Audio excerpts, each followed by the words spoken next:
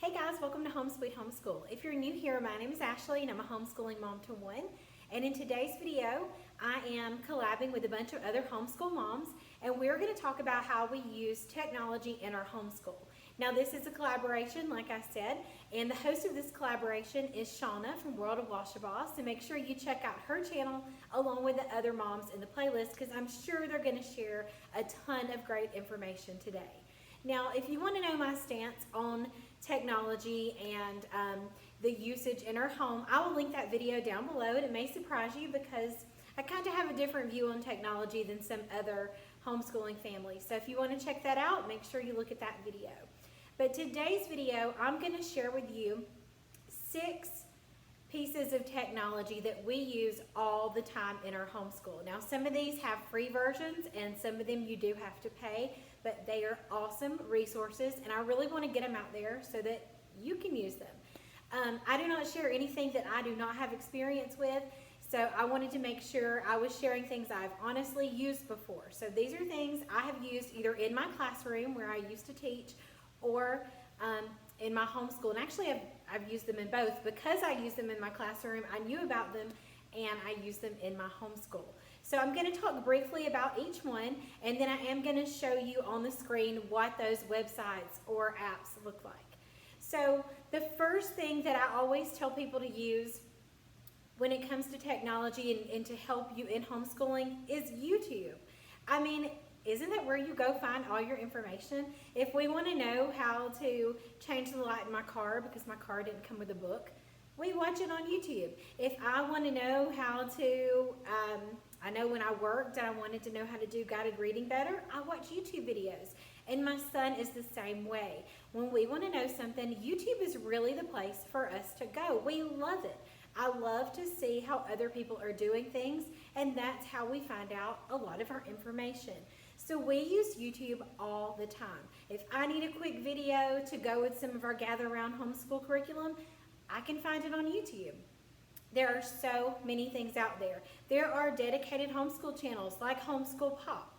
There are dedicated science channels, all kinds of great stuff. And you learn from just searching like George Washington, 4 kids. If you'll tack on that 4 kids at the end of it, you're going to be given so much information, and you just pick the one you want to watch, and there you go.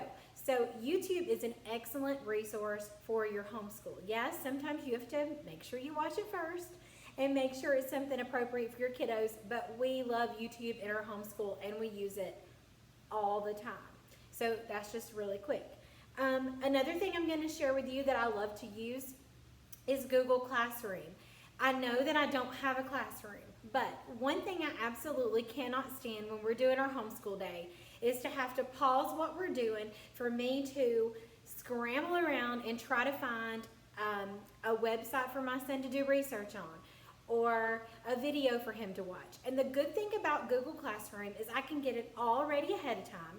I can separate my classrooms by units and then by lessons, and I can go ahead and put in all the videos I need, all the research pages I need, any fun games, whatever I need for that lesson.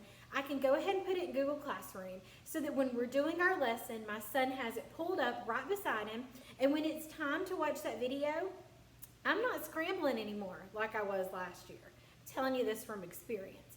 I'm not scrambling anymore. He just clicks on that button and he watches the video.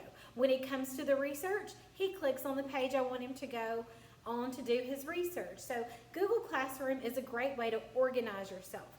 And it's just easier for me because that's what I'm familiar with. So I can put everything I need for any of my lessons in one place, and there we go. And I'll show you a picture of what that looks like also when we walk through them all. The next one I want to share with you is Mystery Science. If you're looking for some really good science lessons, this page is amazing. There is a ton of free content on Mystery Science, but there's also a paid version. You're going to find great lessons. The lessons come with videos, and the videos have tutorials on how to do all of the experiments. And then there's also sheets, so if you need to make any copies, it's going to have those copies you need to print out. It's going to tell you exactly what you need to do the experiments. It is so much fun. I used it at our co-op last year to do a lot of different science topics, so I definitely recommend checking out Mystery Science if you're looking for some extra science to do in your homeschool. The next one I want to talk about is Brainpop. I love Brainpop. It is a paid service, and I learned about it being a teacher. If there was ever a topic that I wanted to cover, I always went to Brainpop and checked, because it's going to have all of your subjects. You type in the search bar exactly what you're looking for. So if you're looking for George Washington, or if you're looking for poetry, or if you're looking for counting, whatever concept you're trying to teach your child, you can quickly do a search, and all these little videos are going to pop up. And what's so great is when you click on it, the videos are really short and sweet and to the point, and the kids think they're so much fun. It's a robot and one of his friends, and they teach the concept really quickly. And if you want to do more with it, there's an option for worksheets and games and all kinds of things. And you'll see that on the screen when we get there. There's also a kindergarten through third grade version called Brainpop Junior, but they're all awesome. And I definitely recommend that if you just want a good place for your kiddos to get a little bit more information. The next thing I want to share is Epic.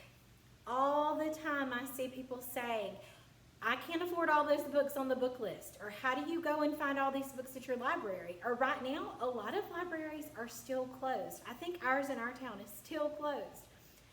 I always recommend looking on YouTube first. If you didn't know that, there are tons of people out there who read children's books on YouTube.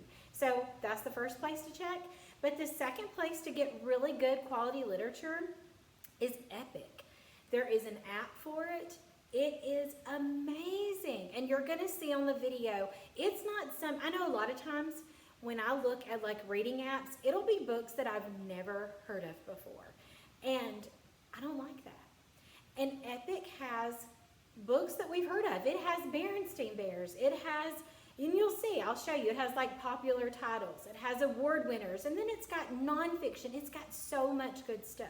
So even if it's not books that are on the list that you need for your curriculum, you are going to find a book there. There are audio books.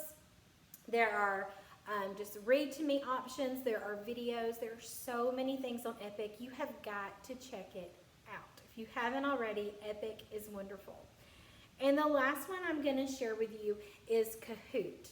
Now, this is fun. This is so much fun. Your kiddos will need some kind of device, either a computer or an iPad, whichever one they have. But it is a great way to do like little trivia games. My kindergartners loved it. So don't think if you have little bitty kiddos that you can't use it, because once you show them how to do it, they are going to have a blast. So it's trivia games. You can create your own. They have a place where you can put in clip art. If you do the paid version, there's better clip art, but there is some clip art. So you can make Kahoot. You can do it quiz style. There are so many options. I always did just like a multiple choice little quiz. You can do letter sounds. You can do numbers.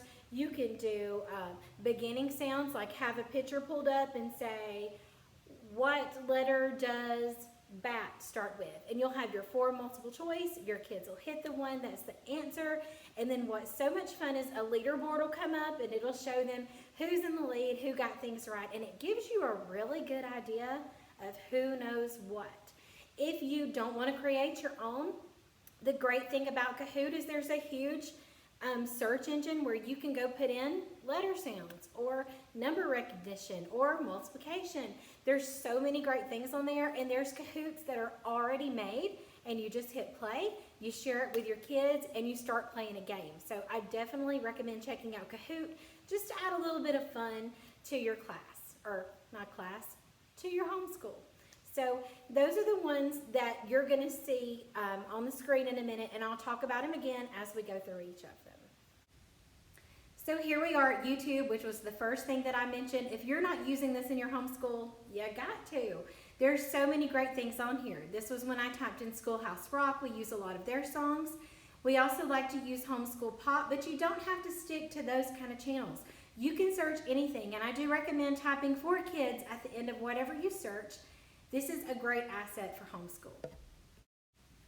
Here's the website Kahoot, and I'm just scrolling through to show you there are so many options. I mean, you can see just from the pictures on the screen, there are a lot of topics to cover. You can always choose one that's already made, or you can make your own. That's what's so great about Kahoot, and even the free version, you can make your own.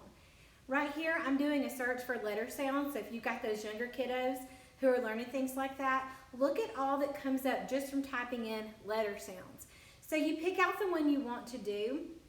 You just click on it, and it's going to take you to a page where you can kind of see what the questions look like and what the answers look like, and then you choose a way to play. Are you going to challenge other people, or are you just going to play it at home? I'm showing you right now, this is their questions. They have a picture with a question. You're going to read the question. Your kiddos will click on whatever device they're on. They'll have the little shapes there. They'll click on their answer, and it will come up like a game show style. It is just so much fun, and you don't have to stick to letter sounds. Remember, you can look up anything. This is my home page that I use. I've made a Kahoot for our human body unit. You've got to give it a try. So here is Epic. Now, Epic can be used on a computer or on a tablet. I prefer the app just because I can take it around with me, but you could use it anywhere. As you can see as I flip through this, there are so many books on there. There's going to be something for all of your kiddos. I promise you, from your very, very smallest ones to around probably early middle school, because there are chapter books on here. You've got to check this out. Always check out the recently added books to discover some new books that they put on there. There's also wonderful videos, and you don't have to worry about the safety of them because they're already been checked and they're on this app. There's books about what everyone is reading. There are popular series, so those are series that you've heard of before that your kiddos can read from. So many great things. I love to come here and find books, especially nonfiction books, that I can click on really quickly and we can read. Here's the award winners and honors, so you're going to find those old books that you just love. Such a great selection. And this is great when you can't go to your library or you can't find it anywhere to order it. This is a good option. This is a cheaper option than having to restock your library every time you change units. Here I am doing a search for human body, and I just want you to see all the things that come up. So they're going to tell you books, videos, read to me, audio, collections, and quizzes. Now, we don't use the quiz section, but if you wanted your kids to do a quiz section, you certainly could. So this is all the things that come up when you click on human body. There's so many choices. You're bound to find a book or a video that you can use to teach your unit. Check it out. Now this is Brainpop, and as you can see, every subject you can think of is offered on there. If you also notice the today's Brainpop topic, that's where you're going to find that free video of the day. So if you don't want to pay for a subscription, but you want to try it out, always go there and you can watch that video and do the activities for free.